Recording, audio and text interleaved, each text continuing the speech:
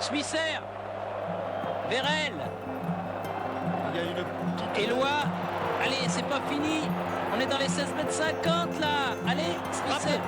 Ah, but. Et but de Debev. But de Michael Debev. Sur une frappe plus ou moins... Superbe. Mais voilà. la réussite de Vladimir Smisser. Et Michael Debev au deuxième poteau pour couper la trajectoire du ballon.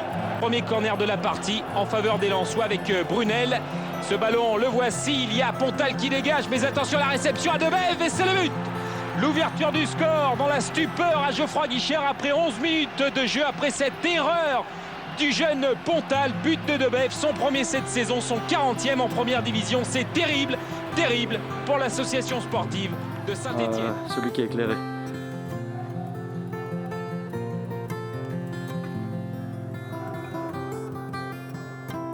Ok, tout de jeu de tête. Monsieur Dominique a réagi. Encore la tête de Branquin. Et la frappe superbe de Michael Debev pour le deuxième but dans la même lucarne que Nonta tout à l'heure. Quel but de Michael Debev! J'ai eu la chance de commencer à Toulouse, jeune. C'est un pays quand même plutôt de rugby, donc on aime les joueurs avec beaucoup de tempérament, qui s'investissent, qui courent beaucoup. Et ça tombait bien, ça me correspondait vraiment à mes qualités. Ensuite, j'ai connu Lens également, qui a aussi cette particularité, un peu comme au Standard, où les gens pardonnent tout à partir du moment où on mouille le maillot, on donne tout sur le terrain. Donc ça me correspondait vraiment, moi, à ma philosophie. Et ça m'a suivi vraiment dans ma carrière. Après, j'ai connu des clubs comme Amiens, comme Le Havre, qui étaient aussi dans cet état d'esprit-là. Et la chance pour moi également de connaître 6 mois l'Angleterre, donc qui correspondait vraiment à mes qualités. Donc j'ai fait vraiment une carrière dans des clubs qui me correspondaient et dans lesquels j'ai pu vraiment m'épanouir dans mon registre de joueur. Et je me suis rendu compte qu'avec beaucoup de travail, on pouvait vraiment s'améliorer. Il y a des choses que c'est difficile, mais avec tout l'investissement qu'on peut mettre à chaque entraînement, on peut vraiment progresser. Et la preuve, c'est qu'à la fin de ma carrière, j'étais reconnu comme quelqu'un de très technique, alors qu'à la base, j'étais quelqu'un de très physique. Donc c'était particulier de faire ce parallèle-là. Et finalement, quand je suis devenu coach, je me suis dit, si moi j'ai réussi à autant modifier mon jeu et à autant progresser, c'est que ça s'apprend et que c'est que la méthodologie d'entraînement est très importante. Donc c'était de transmettre, quand je suis devenu coach, toutes ces choses-là aux jeunes, faire prendre conscience qu'en bossant énormément, on peut arriver à faire des belles choses, à condition d'écouter, de travailler, de ne pas lâcher surtout.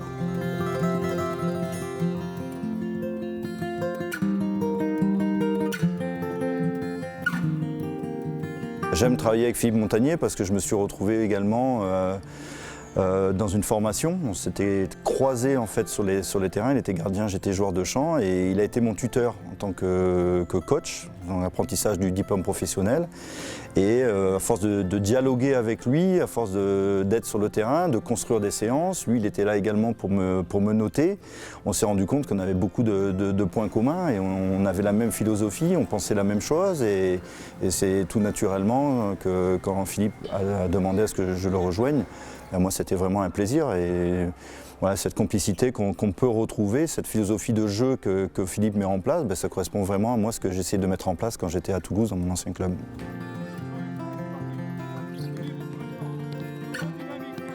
Mon opinion sur la préparation, je pense que déjà préparation particulière puisque un peu difficile je dirais de comparer avec d'autres saisons parce qu'avec le Covid, 8 semaines c'est beaucoup plus long, confiné, c'est-à-dire que là c'est un peu particulier les 4 premières semaines où pas trop de contact entre nous, mais mon impression est plutôt bonne, je pense qu'il y a un groupe réceptif, travailleur.